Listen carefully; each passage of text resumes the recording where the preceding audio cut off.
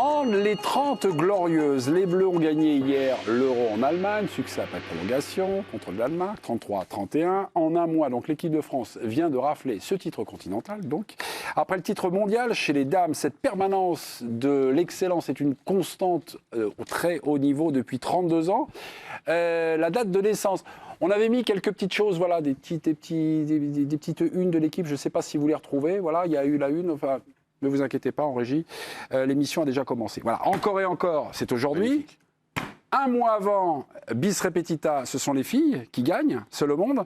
Et je vous disais, donc la naissance du handball français au top niveau date de 1992. La première marque, l'acte de naissance du top niveau, les bronzés, ou les barjots en bronze plutôt, du côté de Barcelone au JO. En 32 ans, donc, l'équipe de France, tout inclus, hein, JO, mondiaux, euros, hommes et femmes, c'est 18 titres, 18 médailles d'or et 35 médailles raflées. Expliquez-nous l'incroyable réussite du handball français. Bernard s'est précipité en rédaction juste avant l'émission. J'ai travaillé comme un chien. Vous me dites tout d'abord, la formation dans les années 80, c'est un premier tournant. Qu'est-ce qui s'est passé dans les années 80, mon cher Bernard? Oui, alors les historiens du handball vous expliqueront ça mieux que moi, et surtout sans bafouiller. Mais c'est vrai qu'il y a un virage qui a été pris un peu comme à l'image du volley, c'est-à-dire que l'accent a été mis sur la formation et sur les équipes de France de handball, à un moment où la Ligue professionnelle n'existait pas encore, puisqu'elle a été créée qu'en 2004.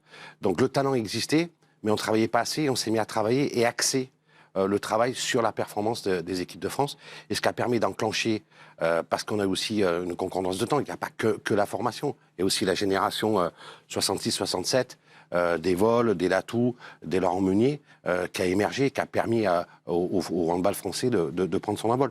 Mais au départ, ça a été le travail et une volonté de la fédération du handball. Oui, vous me coupez, Non, c'est pas ça. Non, c'est pas ça, parce que vous m'avez dit 1966. Non, 66-67, c'est cette 66, génération-là. 67, ouais. C'est la première génération de grands handballeurs français à laquelle notre invité n'appartenait pas, parce que je crois qu'il est né en 70. Greg Anquetil, lorsqu'on parle hand, évidemment, notre autorité, c'est Greg. Alors, vous êtes né en 1970, qu'a dit Bernard? Cette formation des joueurs français a été se creuser et commencer un petit peu avant vous, dans votre génération. Vous confirmez, il y avait un avant et un après? Ouais, bonsoir Mémé, bonsoir à tous. En effet, je crois que la réflexion est tout à fait juste. La génération Frédéric Vold, Denis Latou, Stéphane Stocklin, qui a été élu lui meilleur joueur du monde, et puis Jackson Richardson qu'on est allé chercher de l'autre côté de la planète sur l'île de la Réunion.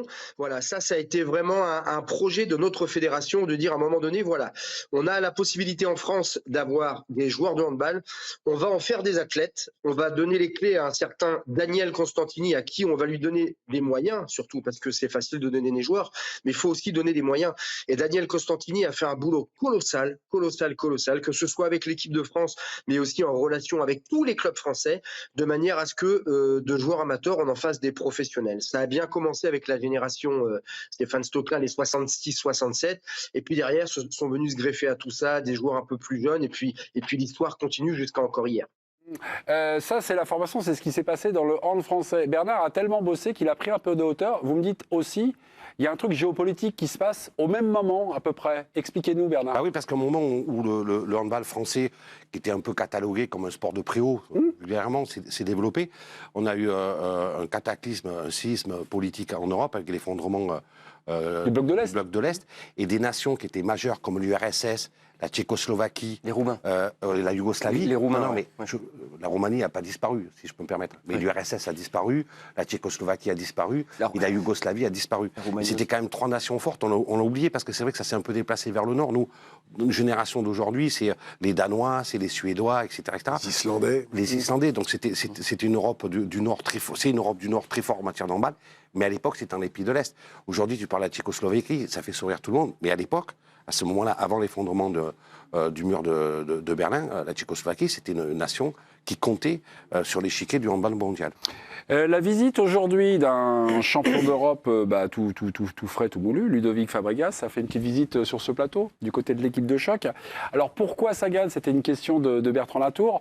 Pourquoi ça gagne peut-être d'une manière permanente? Ludovic Fabregas, lui, se contente, on va dire, de parler de ce qu'il connaît, c'est-à-dire de cette équipe de France, actuellement, écoutez-le, c'est peut-être pas la meilleure équipe d'ailleurs. Tiens, ça me rappelle une conversation entre deux Greg, Schneider et Anquetil. On reviendra. Regardez Ludovic Fabregas, écoutez-le. Alors je pense qu'on a quand même un beau jeu, mais c'est vrai qu'en comparaison, les Danois, les Suédois ont un jeu beaucoup plus propre et plus séduisant. Mais c'est vrai que nous, on sait aussi qu'on a les qualités individuelles pour faire la différence à tout moment. Et je pense que ce week-end qu'on a vécu, il est significatif. Elohim a mis un but venu d'ailleurs pour nous qualifier pour la finale quasiment, même si avec les prolongations. Le ballon. Oui, aussi, voilà, et dit quand même qu'il ne marque pas de la finale et qui est dans le money time et dans la prolongation, il est capable d'en mettre 2 décisifs. Toi qui arrache la prolongue aussi. Aussi, enfin voilà, mais je pense que l'équipe de France a vraiment une expérience et ce caractère qui fait qu'à un moment donné, elle est toujours là.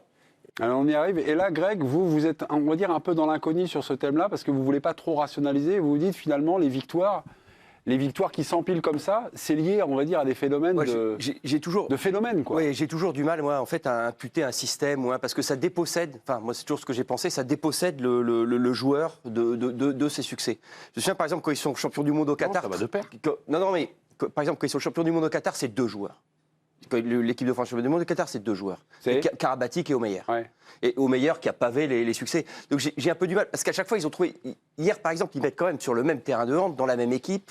T'as Rémilly, t'as Dikamem, t'as Karabatic, t'as Fabregas. Enfin, et ces histoires de système ou de culture... Ou de formation. Ouais, ou la culture gagne, par exemple, c'est toujours trouvé que Donc, ce sont des générations non, je vais finir, si tu veux. Je vais finir si tu... J'ai toujours pensé que c'était une escroquerie, en fait. C'est-à-dire qu'on ne dépossède pas le champion, ça tient sur Fabregas, ça tient sur... Alors après, effectivement, il y a cette constance, mais je trouve que c'est un petit peu facile. Écoutez, enlevez Omeyer et Karabatic, vous n'avez pas... Les titres rentrent pas comme ça. Ils sont pas Éric Blanc veut intervenir, on ira voir Greg Anquetil. Éric Blanc, c'est mon avis et j'ai le droit de l'exprimer. Le président. Non, mais là où pour moi tu fais fausse route, c'est que... Hein. Non, mais là où tu fais fausse route, c'est pas déposséder le joueur. Le mieux, c'est d'avoir un système collectif dans les sports co. Les Français, c'est pas un jeu abouti, c'est lui qui parle, c'est pas moi qui le dis, il est mieux placé que moi. Mais après, ça veut pas dire qu'intrinsèquement, les joueurs, on leur enlève tout lorsqu'on parle d'un système et qui s'appuie sur un système qui fonctionne. Il y a des équipes qui sont au mental, à la grinta, c'est ce qui s'est passé, c'est ce qui se dégage de cette équipe. Comme je dis, on a l'impression qu'ils sortent de la DAS, 100% cannibales, de génération en génération, les vieux accompagnent les jeunes. C'est des bonobos, ils se reproduisent. Ça fait 20 ans, tu as l'impression, d'ailleurs, faudrait faire une enquête, mais tu as l'impression que ce sont les mêmes. Bon, il n'y a que les têtes qui changent, mais les qualités sont là. Mais ne dis pas que... faudrait pas un système collectif de pensée, d'analyse de l'adversaire. Non, mais non, il le faut. Après, tu laisses le joueur parler sa personnalité, son caractère collectif. Mais il faut un minimum de base. C'est pas une équipe qui arrive, les pieds niqués, en claquette, ils savent pas ce qu'ils vont faire, ils jettent le ballon et ils gagnent. Et même, je vais te dire, et je termine là-dessus, c'est que... Ne terminez pas, parce que quand vous dites « je termine », généralement... C'est que là, il faut qu'il fasse quand même attention. Ce qu'il vient de dire Fabregas, c'est lui qui parle, et il l'entend, c'est que... Ils ont eu un peu de baraka pour aller en prolongue. Ouais. Et il faut faire, à mon avis, il faut qu'ils pensent dans les 8 mois à être un peu meilleurs collectivement, sans parler d'un jeu léché comme certaines équipes ont dans des sports co et ils perdent souvent et on rigole, mais parfois ils gagnent aussi. Mais il faut qu'ils améliorent un peu leur jeu collectif. On a bien compris que vous parlez même de Attendez, parce qu'il y a eu un échange et j'aimerais faire participer notre grand témoin, Bernard. Des Stocklin, des Richardson, des Karabatic, c'est des talents, on va dire, spontanés. J'ai l'impression qu'il y avait un doute, en tout cas de Greg Schneider. On dit, ces gars-là, on ne les forme pas. Ces gars-là, finalement, c'est une aubaine de les avoir dans notre sport. Greg Anquetil, opinion? Non, absolument pas. Il y a un énorme travail de formation. Il y a un travail qui est colossal au niveau de la formation. Il faut quand même savoir qu'un Stéphane Stocklin, comme vous l'avez cité, Stéphane Stocklin, il sort du centre de formation de Chambéry, d'accord, comme les frères Gilles. Comme par hasard. Et puis à Montpellier, je vais vous parler des gardiens de but. Si vous prenez le club de Montpellier, vous prenez Vincent Gérard, Daouda Karaboué, Thierry Omeyer, Samir Bellassem, Rémi Desbonnets et Charles Bolzinger. Tous ces garçons sont passés par Montpellier. Les frères Karabatic sont passés par Montpellier. Il y a le club d'Ivry qui fait un travail de formation absolument colossal. Maintenant, dans le handball français, comment on forme un joueur? Un petit peu à l'image de ce qu'ont fait les Espagnols avec Rafael Nadal. C'est-à-dire que vous avez des talents qui sont quelque part un petit peu précoces, des joueurs en qui on voit un avenir handballistique cohérent. Et puis derrière, pendant 2-3 ans, on ne s'occupe plus du tout de ce qu'est le handball et on en fait des machines physiques hors normes. Vous parliez de Fabregas. Nicolas Karabatic, c'est peut-être le plus grand exemple. Nicolas Karabatic, on en a parlé hier avec Karine Galli, c'est un garçon depuis l'âge de 18 ans, tout le monde dit qu'il finira jamais sa carrière, qu'il sera blessé avant. Il est encore là. Rémi Lee, il se relève tout le temps. Et c'est pareil pour tous les joueurs français. C'est-à-dire qu'aujourd'hui, comme à l'image de ce qu'a dit Ludovic Fabregas, on n'est pas les meilleurs handballeurs du monde. Par contre, physiquement, on est de loin les plus forts. Voilà, on est un petit peu les Raphaël Nadal du handball.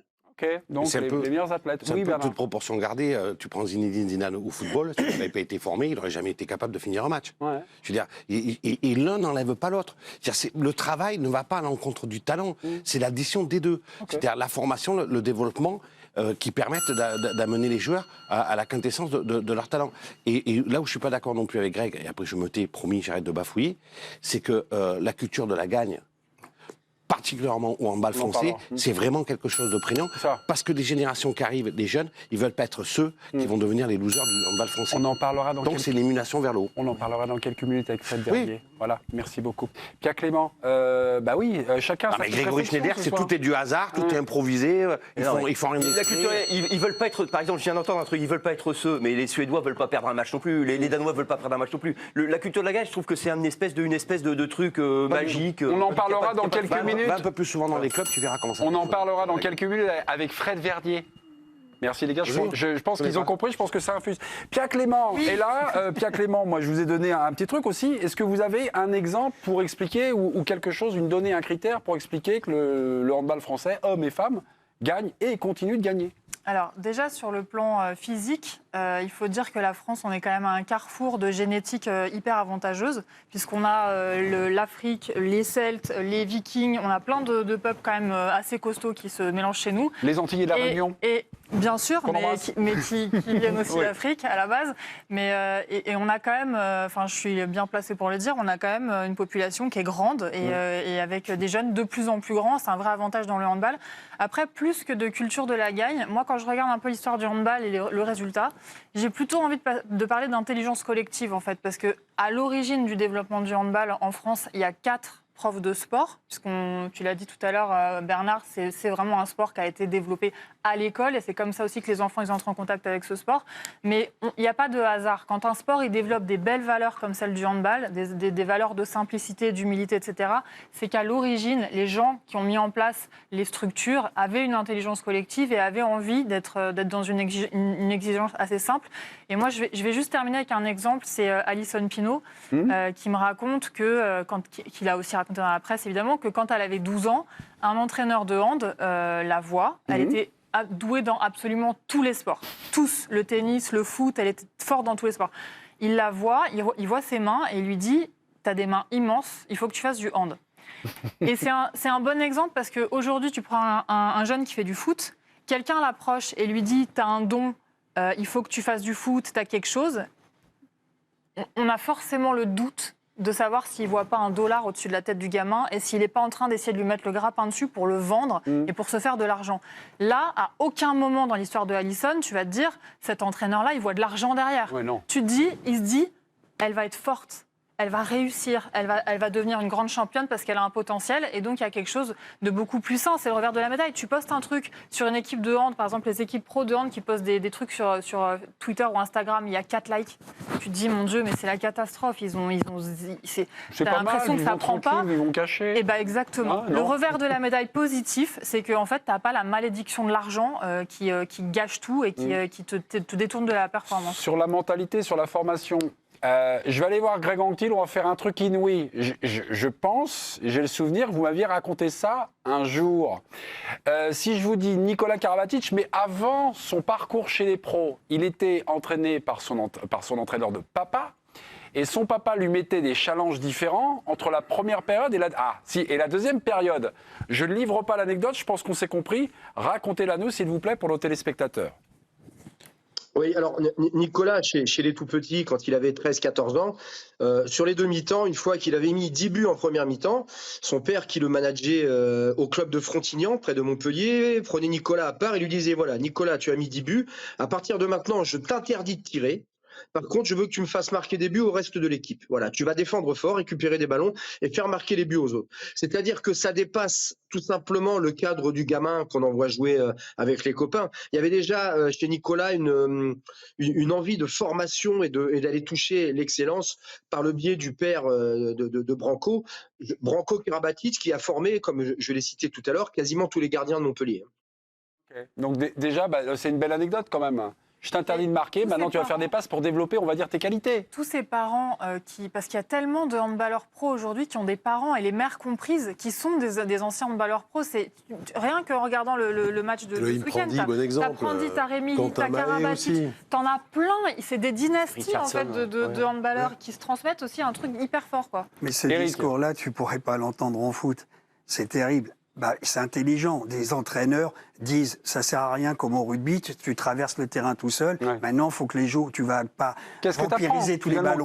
Tu vas élargir parce que demain, tu marqueras peut-être pas toujours. Et si tu marques, tant mieux pour toi, ça veut dire que tu seras le meilleur joueur du monde. Mais dis en foot, jamais t'entendras un père de famille ou un mec, sauf, oui, Louis, des formateurs. Un père qui dit, parce qu'il est intelligent le père, c'est quelque part un prof, c'est un entraîneur qui a une vision de son sport et qui veut donner le plus de palettes possible à son fils. Mais il y en a très peu, et en foot, tu l'entendrais pratiquement pas. Et il y a un truc aussi, c'est que quand t'es fils d'un grand footballeur, t'es un vrai gosse de riche. C'est-à-dire que tu grandis dans des maisons luxueuses, avec des domestiques dans la maison, des nounous qui s'occupent de toi. Comment tu peux devenir un grand sportif avec ça? C'est rarissime d'en voir qui deviennent de vrais grands sportifs. Ça veut dire que leur père ou leur mère ont réussi à les éloigner de la richesse, du luxe extrême, pour qu'ils arrivent à se concentrer sur le sport. C'est quasiment impossible. Attention, tout le monde n'y a pas une babysitting. Tu me racontes, tu me dis que les joueurs de hand, ils viennent, ils ont... Non, les footballeurs. Les footballeurs. Non, mais oui, parce qu'ils rentrent, qu'ils rentrent dans le centre de non, mais parce qu'ils rentrent dans un centre de formation à 12-13 ans. Non, je parle des jeunes dont les parents sont footballeurs, enfin, dont les pères sont des footballeurs. Oui, mais souvent, ils rentrent au centre de formation à 12-13 ans. Mes amis, on a commencé... Ils sont couverts. On a commencé par le handball et on dérive vers le foot. Je reprends la main, mes amis, ce soir, c'est donc détection, formation, éducation et maintenant transmission. Alors, si vous dites la culture de la gagne, allez rapide parce que vous allez vous faire couper l'herbe sous le pied par Grégory et par Bernard. La transmission, c'est quoi la transmission? Transmission, c'est par exemple un Nicolas Karabatic qui est exemplaire parce qu'il va avoir 40 ans. Il est moins influent sur le terrain, peut-être, en tout cas en termes de stats qu'avant, bien sûr, mais il est tellement important. Je voyais les témoignages et j'entendais certains qui disaient tout le temps, ils nous poussent en disant on va gagner, c'est sûr qu'on va gagner, on peut le faire, on va le faire, etc. À la mi-temps, avant les prolongations, pendant les prolongations. Karabatic aussi, c'est un modèle pour tous les jeunes parce qu'il est capable, il est tellement pro.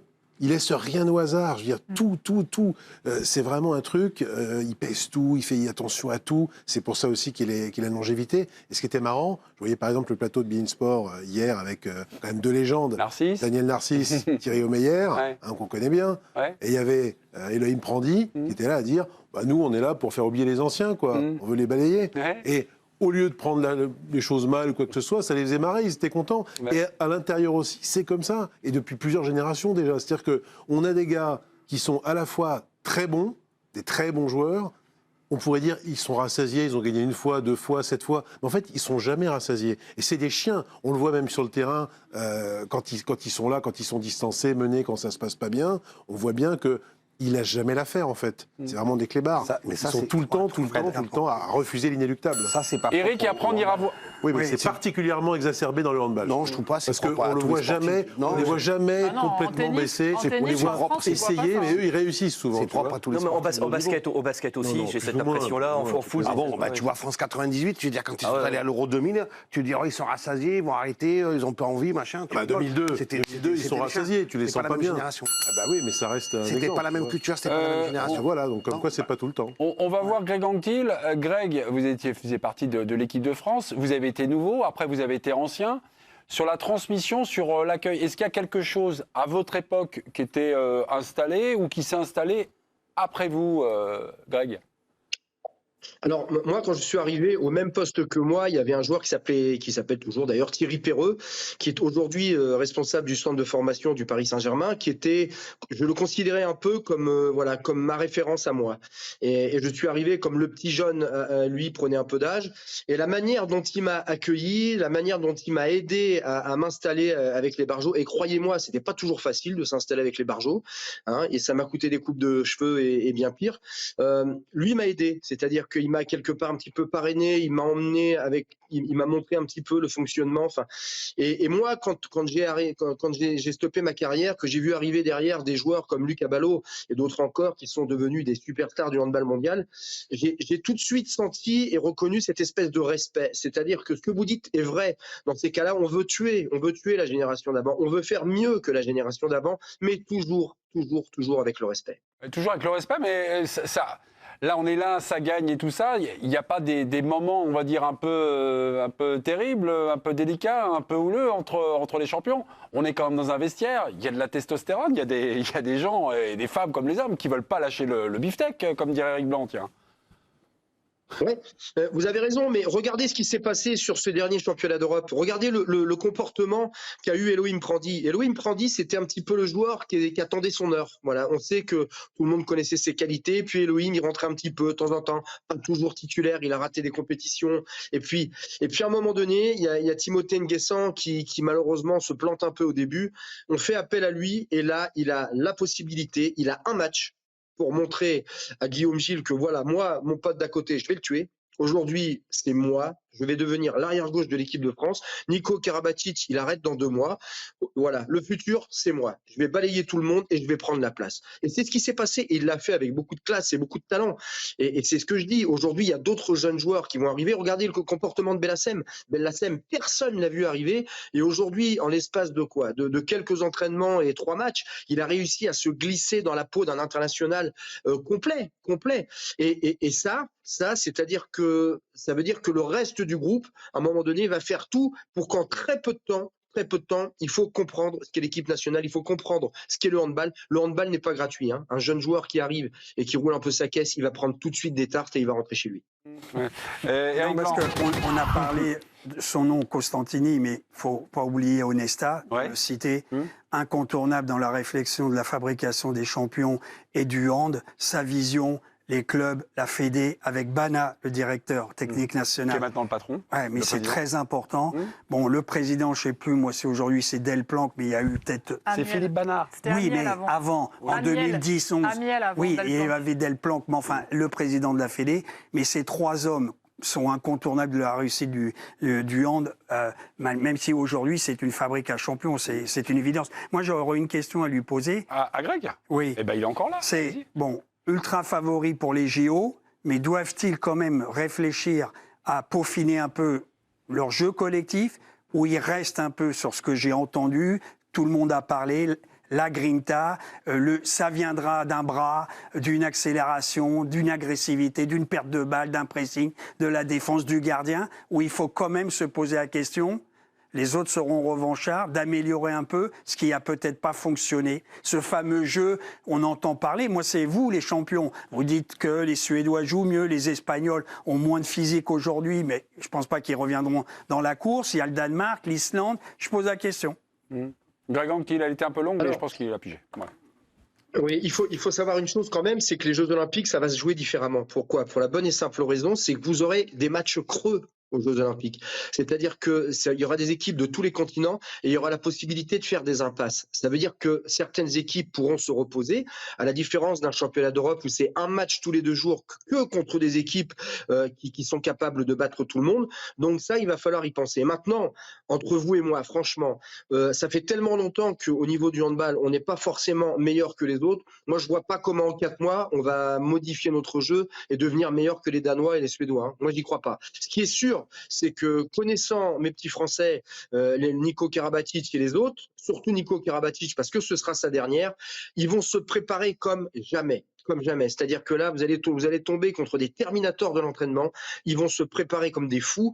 Et franchement, pour aller les battre en France, sur les Jeux Olympiques, physiquement, il va falloir être très fort, hein, parce que là, ils vont arriver tous affûtés. J'espère qu'il n'y aura pas trop de blessés. J'ai appris que Valentin Porte, malheureusement, va peut-être se faire opérer d'un genou. Ça, c'est pas très bon pour nous. De toute façon, les JO, c'est 14, hein, c'est pas 16. Ça veut dire qu'il faut virer 2 joueurs et rester avec une équipe de 14. Il va se passer beaucoup de choses, mais ne vous attendez pas à une modification complètement révolutionnaire du jeu du handball français.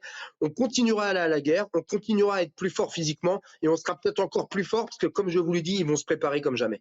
Une dernière question, j'entends, parce que tu dis les matchs sont plus espacés. Nous, on a un énorme banc, d'accord? On a un king size. Les autres, c'est des strapontins. Alors, est-ce que pour eux, comme ils sont moins costauds, c'est mieux pour eux de jouer tous les 3-4 jours, récupérer et être peut-être plus frais? Est-ce que nous, on a avalé les matchs avec notre banc, notre équipe, et les autres, eh ben, tu avais l'impression qu'ils suffoquaient. Donc, ça peut les avantager aussi, ces équipes-là.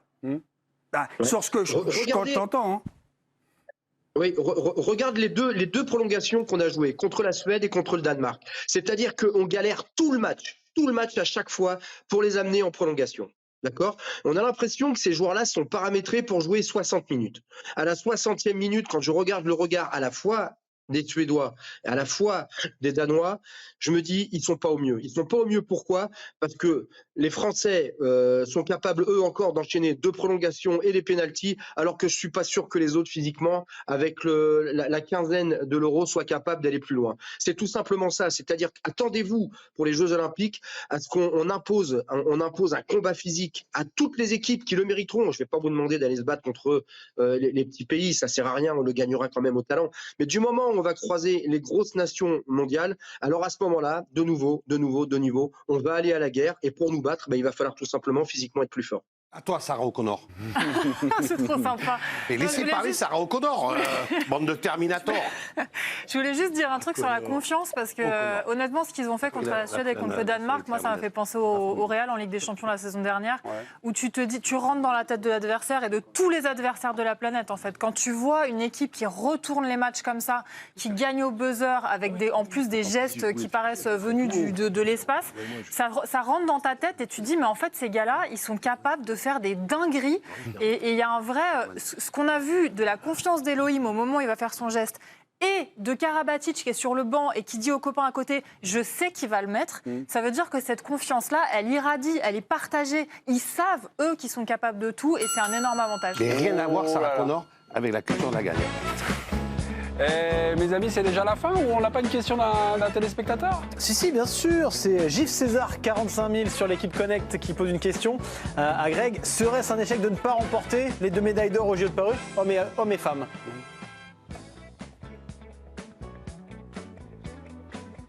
Pour moi, ce sera un échec. Ce sera un échec parce que on va arriver chez nous, on sera tellement fort, on aura l'appui du public avec nous, on a nos féminines qui sont en train de monter une équipe absolument fabuleuse avec des jeunes joueuses, avec un pays entier derrière nous. Pour moi, ce sera un échec. Et puis, je l'ai dit hier à Karine, on peut pas se permettre de laisser partir Nicolas Karabatic sans cette dernière médaille d'or. Ça n'est pas possible, ça n'est pas envisageable.